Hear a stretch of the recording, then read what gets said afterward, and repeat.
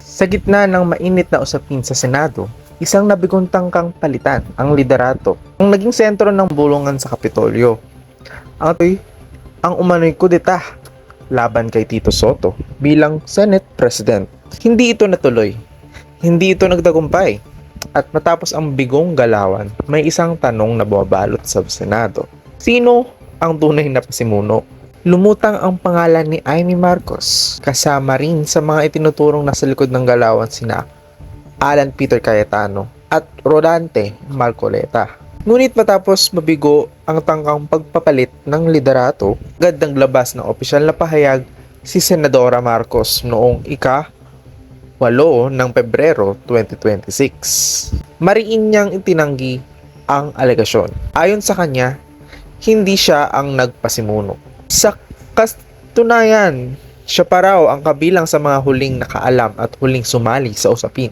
Sa kanyang pahayag, sinabi niyang ang buong minority bloc umano ay makakapagpatunay na hindi siya ang nasa likod ng Senate shake-up. Dagdag pa niya, wala raw siyang inaasahan sa internal politics ng Senado, lalo't kilala siyang kritiko ng administrasyon ng kanyang kapatid. Binigyang diin din niya na ang usapin ng pagpapalit ng Senate President ay maugong dahil may mga senador umanong nangangamba na nayayanig ang institusyon bunsod ng ilang kaso at kontrobersya. Mga isyong ani ay hindi dapat ipataw sa buong Senado. Magandang pakinggan, malinaw, direktang pagtanggi. Pero dito na pumapasok ang mas mabigat na tanong. Naniniwala ba tayo? Ayon mismo kay Senate President Soto sa kanyang mga pahayag sa media, may mga galawan ngang nangyari. Hindi raw pisikal na kumpleto ang kinakailangang 13 boto para sa pagbabago ng liderato. Ibig sabihin, may seryosong pagtatangka. At sa mga ulat, pinangalanan umano niya sina Marcos at Cayetano bilang kabilang sa mga gumagalaw laban sa kanya. Hindi basta magbibintang ang isang nakaupong Senate President ng walang basehan. Siya ang may hawak ng pulse ng institusyon. Alam niya kung sino ang lumalapit, sino ang nakikipagpulong, sino ang bumubuo ng numero. Ang liderato ng Senado ay hindi parang chismis sa kanto. Ito ay usaping may bilang, may commitment, may konkretong galawan.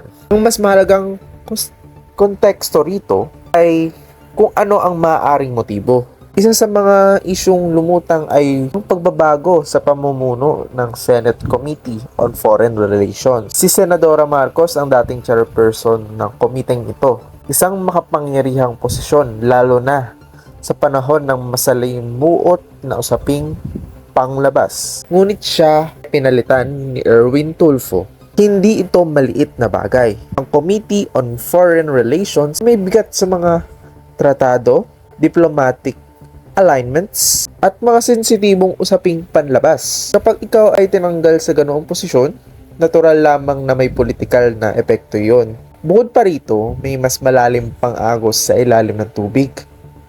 Nariyan ang mga bantang impeachment laban kay Sara Duterte. Sa ilalim ng konstitusyon, ang Senado ang nagsisilbing impeachment court. At kung may ganitong posibilidad sa hinaharap, ang pagkontrol sa liderato ng Senado ay hindi maliit na usapin. Ang Senate President ang mamumuno sa proseso.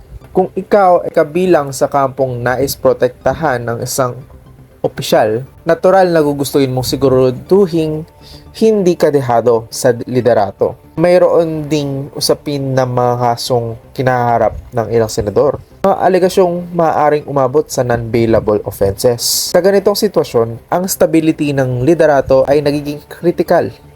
Ang tanong, may interes ba ang ilang miyembro ng minority na magkaroon ng mas kaalyadong Senate President? Kapag pinagsama-sama mo ang mga elementong ito, ang pagkawala ng committee chairmanship, ang banta ng impeachment, ang mga kasong kinahaharap ng ilang mambabatas, nabubuo ang larawan kung bakit may interes ang ilang grupo na magpalit ng liderato. Kaya nang sabihin ni Senadora Marcos na siya ang huling nakaalam, natural lamang na may pagtaas ng kilay. Sapagkat kung sakaling nagtagumpay ang leadership change, isa siya sa malinaw na makikinabang. Posibleng maibalik ang kanyang komite, posibleng magkaroon ng ibang balanse ng kapangyarihan sa loob ng Senado. Sa politika, hindi sapat ang simpleng pagtanggi, lalo na kung may malinaw na political incentive. Ngayon, hindi natin sinasabing may hawak tayong ebidensyang lampas sa mga pahayag at ulat. Ang punto rito ay pagsusuri. Editorial ito. At sa pagsusuring ito, may mga bagay na kailangan timbangin. Ang kredibilidad ng isang nakaupong Senate President laban sa pagtanggi ng isang senador na may malinaw na political stake. Kapansin-pansin din na matapos mabigo ang tangka, tila naglaho ang minority bloc sa dati nitong forma. Ang dating malinaw na hanay ay tila nagkawatak-watak.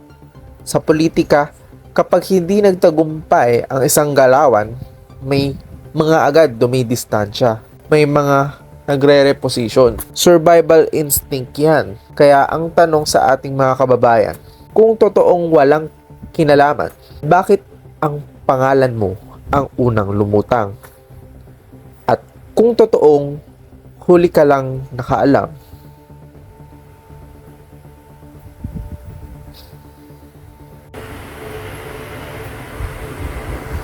paano nangyari nakabilang ka sa mga itinuturong pangunahing gumagalaw? Ang Senado ay hindi arena ng inosenteng pagkakamali. Ito ay larangan ng kalkuladong galaw. Bawat pagpupulong, bawat pirma, bawat commitment, may katumbas na posisyon at kapalit. Sa huli, maaaring hindi natin makuha ang buong katotohanan ngayon. Ngunit malinaw naman yung isang bagay, may nagtangkang baguhin ang liderato. May mga pangalang nabanggit, may mga pagtanggi, at may mga motibong hindi maikakaila. Sa politika, kapag nabigo ang isang hakbang, ang unang casualty ay hindi ang plano, kundi ang kredibilidad. At habang patuloy ang mga pagdedepensa at pagde-deny, ang mas mahalagang batayan, sino ang tunay na naglalaro ng kapangyarihan sa likod ng tabing? At para kanino? Dahil sa dulo, hindi lamang ito usapin na isang Senate President o isang committee chairmanship. Ito ay usapin ng direksyon ng institusyon na dapat nagsisilbi sa bayan, hindi sa interes ng iilan. Mga kababayan, manatiling mapanuri. Sa Senado man o sa labas nito, ang kapangyarihan ay laging may kaakibat na pananagutan.